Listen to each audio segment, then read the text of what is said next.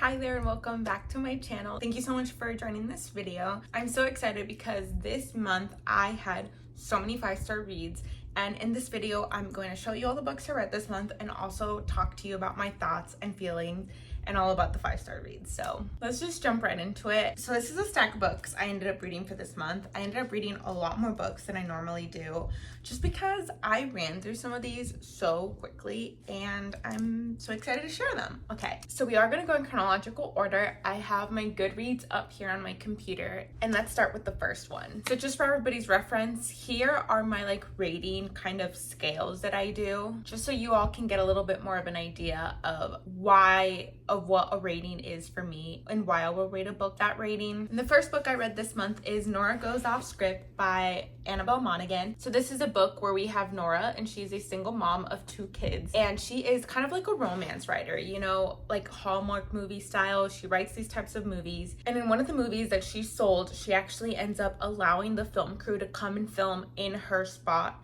at her home because there's this one amazing spot that the movie is based out of. And then we have the protagonist of the movie, so like the main actor of the actual movie, and he's also the protagonist of the book, Leo. He ends up staying at her house a couple of days after the filming finishes because he's just going through a tough time and he's trying to kind of escape his real world. And then we just kind of see their romance story and their romance blossom. I will say this is not a dual point of view book, and usually I do not end up liking romances that are not dual point of view, but I actually gave this book 4 stars. I thought this was so well written, and the reason why I don't normally like romances that are not dual point of view is because I feel like it's hard to really love both of the characters the same amount and kind of give in to the romance as a dual point of view would allow you to. And in this book, we only follow Nora's point of view, but it was such a fast read, so well written. The story was so beautiful and it was very creative, you know,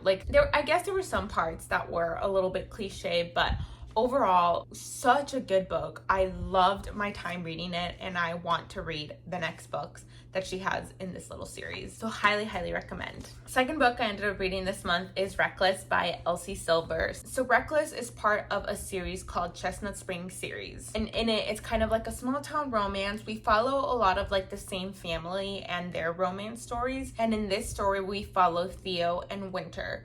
So if you've ever read Flawless, which is the first book, we follow Rhett and Summer, and these 2 characters are the most related to them. So follow with me here. Theo is a bull rider, and Rhett from Flawless is his mentor.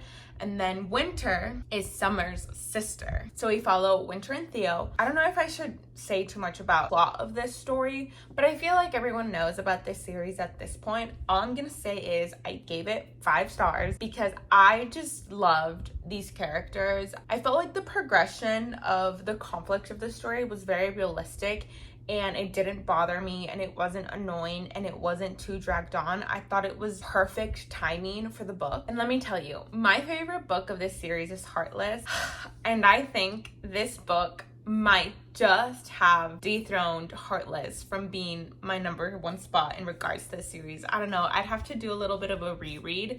And maybe it's because this book is kind of I just read this, so it's most recent in my memory. I just thought the characters were really, really well written. It was such a beautiful story. And honestly, I think I ended up this book? I think I ended up tearing up a little bit. I annotated it a little bit. I felt like this book does a really good job of taking some of Elsie Silver's best writing, and it's just a really good combination of some of her best stuff. And this romance was so cute and so adorable, and I just really recommend anyone to read this. I would almost recommend my boyfriend, who doesn't read romance books, to read this, and he would enjoy it. That's how you know you have a good book. The next book I read this month is Part of Your World by Abby Jimenez. If you don't know, on this channel we love Abby Jimenez. She's just the best. She's one of my favorite authors. She can do no wrong. In this book, we follow Alexis and Daniel. Alexis comes from a, higher society, higher class type of world. She's used to a lifestyle that honestly a lot of America doesn't have. And then we have Daniel. He is from a small town, and he's in the service industry, so he kind of works for other people, and their lifestyles are very different, but they've kind of found so much comfort and so much love with each other and they kind of have to overcome these obstacles, especially the ones that are put up by their lifestyles. But I also gave this book a 5 stars. I mean, shocker, it's an Abby Jimenez book. I have not encountered an Abby Jimenez book that I did not like. And I vividly remember me crying to this book. I thought it was just so sweet, and I feel like I keep saying this, but the characters were just really well written, and these characters are characters that I feel like if I would have encountered in real life, I really would have enjoyed, you know, talking to them and who they are as people. And I just feel like when you can find characters that you would enjoy interacting with in real life, you have found some like really well-written characters. Abby Jimenez's writing is so easy to read, but the life lessons that she puts in her book are so beautiful and just so heartwarming, and they're so like realistic and relatable. And yeah, I mean, there's a little goat in this story. You know, we have a little side animal. I don't have anything else to say other than I love this book and I love Abby Jimenez. If you haven't read an Abby Jimenez book and you're kind of wondering which one to start at, I would actually recommend reading Yours Truly first. Although it's technically the second one of this series, they're kind of like standalone books. They're just in the same universe. I feel like Yours Truly has a appeal to like a broader audience. It's not that niche, and it has a lot of like really good romance tropes that people who don't normally read would enjoy. Okay, so the third book I ended up reading, the fourth book I ended up reading this month was Carrie Soto is Back by Taylor Jenkins Reid. I actually hauled this book for you guys, and I found this book at a Goodwill. Could you believe it? I ended up buying this book for like $3. It is a hardcover, and I am so thankful I did because I gave this book a 5 stars. What is happening? I'm giving like 3 books back to back 5 stars. I enjoyed it that much, and I truly enjoy them. So now that it's been a couple of weeks, I still love these books the same amount as when I put these down. I guess this book is set in like the specific world that she has with Malibu Rising and The 7 Husbands of Evelyn Hugo. It's same thing, standalone, but in the same universe. So you don't need to read any of the other books to have read this one. But this one we follow Carrie. Her father is a really famous tennis player, and she grew up training to be the world's greatest tennis player, and she was very, very good when she was at her prime. Eventually, she ends up retiring for a reason, and years later, she sees that someone new is going to beat her record. And so when she's in her late 30s, she decides that she's going to come back into the competition and try to reclaim her record. And let me tell you, this book is so fast-paced because we're learning Carrie from when she was growing up, and then we're following Carrie in her prime time tennis, and then we're following Carrie real time as she's trying to get the record. You know, she's training for it. She's much older. She's not in her prime, all that stuff. And oh my gosh, let me tell you, this book was just so addicting. Carrie, you know, she's a professional tennis player who has won medals, and she was #1 in the world. Like you need to have a certain type of personality and discipline to get that far in life. And she's definitely not the most, you know, appealing character at first, but even then, she is still such an interesting and multifaceted character that a lot of books lack. Mainly because, okay, so these romance books, they're cute and they're funny and you're giggling and everything, but because of it, because you're following 2 people and because you're following the plot and the romance, I feel like a lot of times we don't get super in-depth into the characters' personalities and stuff, and we just get a chance to do that with this book. And Taylor Jenkins Reid does a really good job of showing us the characters' progression, plus having a really good plot line, plus having really good writing style. I flew through this book. I think I read it in like 2-3 days. I can't remember. It was amazing. This book also made me tear up. It was just beautiful. I know that's all I'm saying, but like, even though her story is not relatable, right? Like I am not and have never been the #1 tennis player in the world. I have never been the #1 anything in the world. But what she has to go through and the things that she has to overcome are all things that we can relate to in our own lives. When I would put the book down while I was reading the book and I was going about my day, like I had to drive to work or do the dishes or whatever, I could not stop thinking about Carrie and what she's teaching us and what Taylor Jenkins Reid is trying to tell us through her story. 5 stars, highly recommend. Go pick it up. Go to a Goodwill, you'll find it. So moving on, I tend to read a lot of romance books, and I actually decided to go in a whole different direction for this next book. Why? I don't know. I guess I had seen other people talk about this book. I was interested. It was on Kindle, so we went with it. So I don't have the physical book because I read it on my Kindle, but the book that I ended up reading was The Housemaid by Frida McFadden. So this is a thriller slash like suspenseful book. For our main character, we are following Nina. She was in prison and it is really hard for her to get a job because of that, you know? I don't know how much to say about this book without not ruining it. How much should you say? I'm just gonna go based off what it says, kind of like in the description of the book. She's going to be almost like a live-in housemaid slash nanny, and the family that she's actually working for, they are not the most normal family. Let's just put it that way. Obviously it's a thriller, so I'm not gonna say anything else other than that, but I ended up giving this book a 3 for a couple of different reasons. I enjoyed the story. I didn't guess the big main like twist, but I would say after the big reveal, everything else was just kind of obvious. Like the rest of the twists were not really shocking. It was just kind of like where I think the story was naturally headed to, in my opinion. But I did not guess the initial thing. I don't normally read this genre, and I thought it was pretty entertaining. I read the whole book, but the reason I gave it a 3 is because it made me really antsy. And again, it's because I don't normally read this genre. I don't normally read scary things, and even though it wasn't a scary book, I guess just the suspense of it was making me really anxious and nervous the whole time, and I just wanted to find out what was happening. And so I would kind of like fast read or skim some parts just so I could get to the end of the book quicker. First of all, so I stopped feeling so anxious, and then second of all, so I can just know how it finished. And I feel like that's not how you're supposed to read books. That kind of defeats the whole purpose of going on this journey. So it wasn't like my most favorite experience, but it was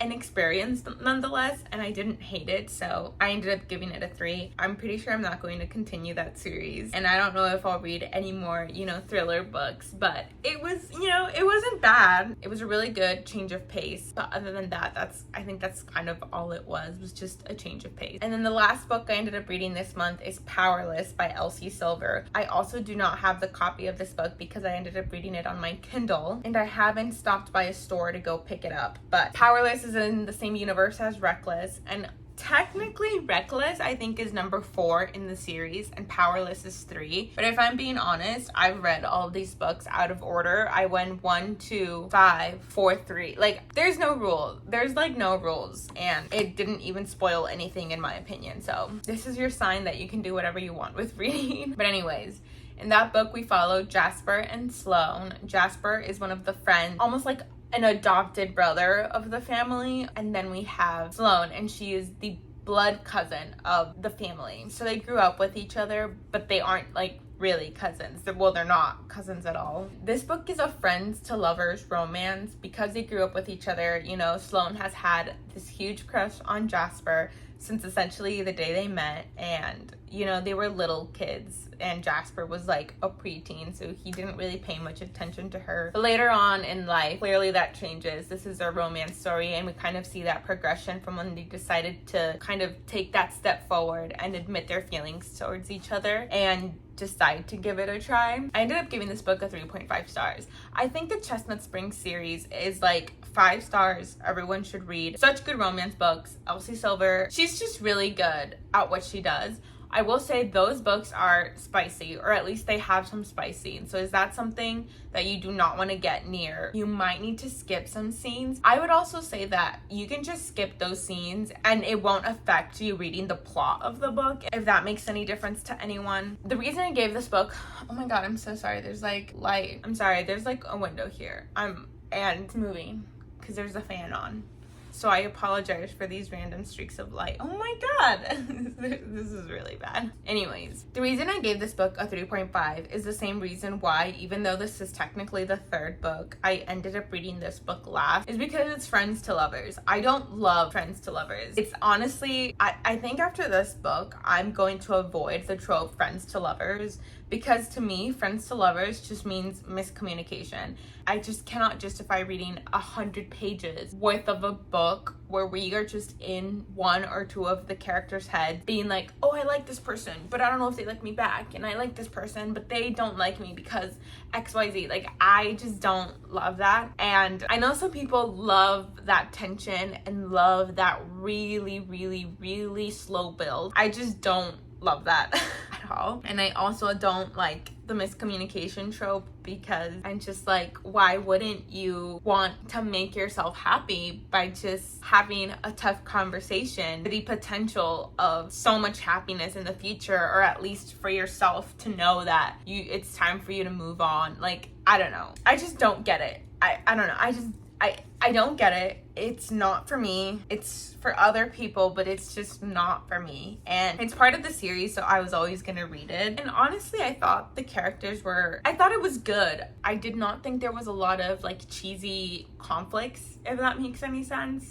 I'm trying not to like spoil the book and trying to explain what I mean. Those like conflicts in regular, you know, cheesy romance, there wasn't a lot of that, even though it was a friends to lovers and a miscommunication trope. I thought some of the ideas were pretty creative. And it is a hockey romance. I will say that I love a good hockey romance, and Jasper is a hockey player, so we do get to see a little bit of that world. Just a little bit, not that much. So it is kind of like a sports romance. I mean, I don't know what else to say about this book. I thought it was okay. It's not my favorite. If you're wondering where I rank all the Chestnut Springs book, first, or tied in first place, I guess, is Heartless and Reckless, and then I like Flawless, and then I would put Powerless, and then Hopeless, or Hope. I don't know. I thought Hopeless was a little creative. Let's just put number one spot Heartless and Reckless, and the number 2 spot Flawless, and then the 3rd spot Hopeless and Powerless. I feel like so many people are gonna hate that, because I know people do not like Hopeless and a lot of people like Powerless. And I will say, I often feel like in the miscommunication trope, there's not a lot of plot, and we're stuck in their heads for so long where they're going like, oh, does he like me? Does he like me? Does he not like me? Whatever. And so I often feel like there's not that much room for plot, but this book actually had a lot of plot. I think that's why I enjoyed it more than what I normally do for these types of tropes. Yeah, that was the video. I hope you all enjoyed it. Thank you so much for watching. Please feel free to browse around my channel and look at some other videos that you might enjoy. And until next time.